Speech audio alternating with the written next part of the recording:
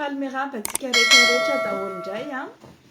Androany talata fahatelopolo ny volana avril. Naplaza taminareo moa zaho maly hoe anao live androany fa misy fitoriana izay napetrakay avy aty Dilambato, avy aty amin'ny diaspora mpanohitra avy aty ivelany eny anivo ny fitsarana mahefa any Madagasikara. Ka io no azavaiko satria mbola betsaka no tsy mahafantatra hoe inona le fitsarana tokony hafana mitoro fanjakana, indrindra ireo mpitondra ambony dia misy koa no mieritreritra hoe tena farak'izay tsy azo ivalozana io fitsarana avy momba ny lalam-pandrenana io. Ny HCC izay nandraona mafy hoe tsy azo kianina, tsy azo resahana, tsy azo kritikena ny didy izay avoakany fa efa tsy azo ivalozana. Ary milaza izy fa manome tsy fitiavan'ny vahoaka azy ireo ny firesahana ny didiny. Oka aloha hazava, tsy le izy resahana ny tsy itiavan'ny olona azy, fa ny didy avoakany tsy manaraka ny lalàna, tsy manaraka ny hitsiny, tsy manaraka ny rariny, ary efa hita zao fa tsy mitombona fa dia forsena fotsiny, izay mahatonga ny HCC ho halan'ny olona. Donc tsy hoe le firesahana an'le didy no olana, fa le didy mihitsy no olana, hoe le didy avoakanareo tompoko tsy manara-dalàna. Ary izay tsy fanaran-dalàna ataonareo izay dia atao hoe abus de fonction. Izay abus de fonction izay dia ao anatin'ny infraction de corruption izay eny amin'ny PAC no tena tokony mandray ny fitoriana. Saingy voalazan'ny lalàna fa ny président ny HCC dia tsy justiciable, izany hoe tsy afaka torianao eny amin'ny PAC ao anatin'ny fanaovana ny asany, fa kosa eny amin'ny haute cour de justice. Ny haute cour de justice dia misy mpikambana maromaro ao anatiny, dia ny procureur général de la cour suprême, ny président de la cour suprême, ary misy mpikambana maromaro izay ao anivon'ny assemblée, ao anivon'ny HCTTED, ary misy olona maromaro ihany koa. Ka ny antony isin'izany haute cour de justice zany dia mba hoe misy itoriana an'ireo mpitondra ambony ireo. Ka raha milaza zany ny HCC hoe tsy azo kritikena ny didiny dia tsisy lalàna kosa milaza hoe tsy azo toriana izy rehefa manapatra fahefana, manao abus de pouvoir, mandika lalàna ao anatin'ny fanatanterahana ny asany izay tokony hitandro ny lalam-pandrenana, nefany dia mamoaka didy, manitsakitsaka tanteraka an'izany lalam-pandrenana izany. Ka izay zany no napetrakay tamin'ny herinandro lasa teo.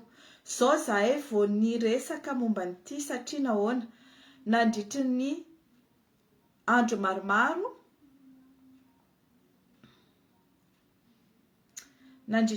maromaro dia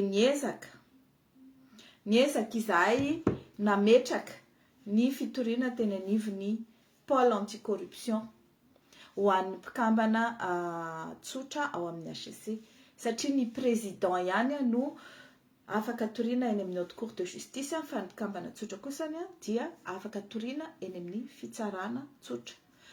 Dia napetraka ny teny amin'ny PAC fa hatramin'izao tsika amin'ny teny izao dia tsy mbola misy mandray izany fitoriana izany. Mamorona excuse be dia be zareo. Procureur ihany no mandray an'ilay fitoriana. Avy ndray amin'ny folo ihany izay ny afaka mandray fitoriana, alohany amin'ny folo fa aorianan'izay tsy afaka mandray. avy eo tsisy olona afaka mandray an'io fitoriana io ato ka dia mbola ho iverenana indray io mandrapitapitra ity herinandro ity fa tsy maintsy mipetraka io fitoriana ao amin'ny Pâques io na isiny io na isinina satria tsy azo atao zany manakana fitoriana ho apetraka izany. Deja aloha nareo zany efa fantatra fa tsy hanao enquête mais farafaratsiny mba raisina le fitoriana. Malagasy rehetra ne mahafantatra fa fitsarana ao Madagasikara tsy tsara mihitsy olona eo amin'ny fitondrana noho n'inona noho ny fisolelafana noho ny firaisana tsikombakomba satria izy mianakavy nametraka anareo teo amin'ny toerana io dia sady tsy hanenjika fanjakana mihitsy izany ny eo amin'io Pâques io sy ny eo amin'io tribunal eo Anosy io fa kosa hanenjika izay olona rehetra asain'ny fanjakana samborina. Fa mba farafaratsiny raiso aloha le fitoriana dia enregistré ao aminareo iny dia aleo iandry ny olona izay manaja lalàna, izay matahotra ny lalàna, izay vonona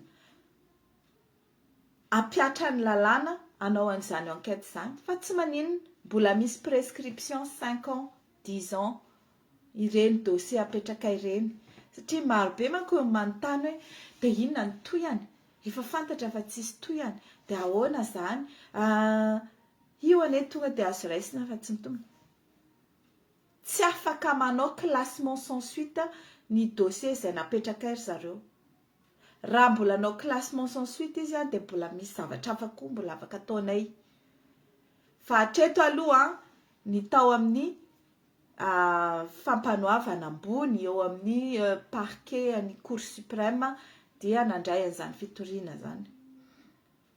Izay anaovany anazy tsy fantatsika fa isika miandry toro, miandry hoe roviana no miodina ny la roue tourne hozy izy ny fitenenana zay, roviana miova ny fitondram-panjakana dia rehefa tonga izay fotoan'izay tsy maintsy handeha io. Ao alohan'izay raha ohatra ka hoe amina tan-dalàna dia voalohany indrindra aloha tsy tokony hamoaka didy ohatran'ireny navoakan'ireny ny HCC. Ny fahamafao ny didy izay tsy manara-dalàna nataon'io HCC io nanomboka tamin'ny nanekena ny filatsahany Andry Rajoelina. Avy eo ny hitantsika ny didy marobe navoakany teo ny elanelan'izay. Farany teo dia ny fanalana ny président ny Assemblée nationale. Iny zany nahatonga ny fitoriana izay napetraka hoe ny fandikan-dalàna nataon'ny HCC tamin'ny fanalana ny président ny Assemblée nationale tsy manaraka ny lalàna mipetraka dia ny constitution sy ny lalàna mifehan'ny Assemblée nationale. Inona izay lalàna izay? Ao anatin'ny constitution dia milaza fa misaraka ny pouvoir anankitelo. Pouvoir judiciaire izay ataon'ny HCC sy ny fitsarana eo ambanin'ny HCC, ny pouvoir exécutif izay tarihan'ny président de la république miaraka amin'ny prime ministre ary ny pouvoir législatif izay misy ny parlement sy ny sénat zany hoe ny assemblée nationale na ny député sy ny sénat ny antemeran-doholona. Ireo fahefana anankitelo misaraka reo dia tsy mahazo ataontsika hoe tsy mahazo mifampijabaka.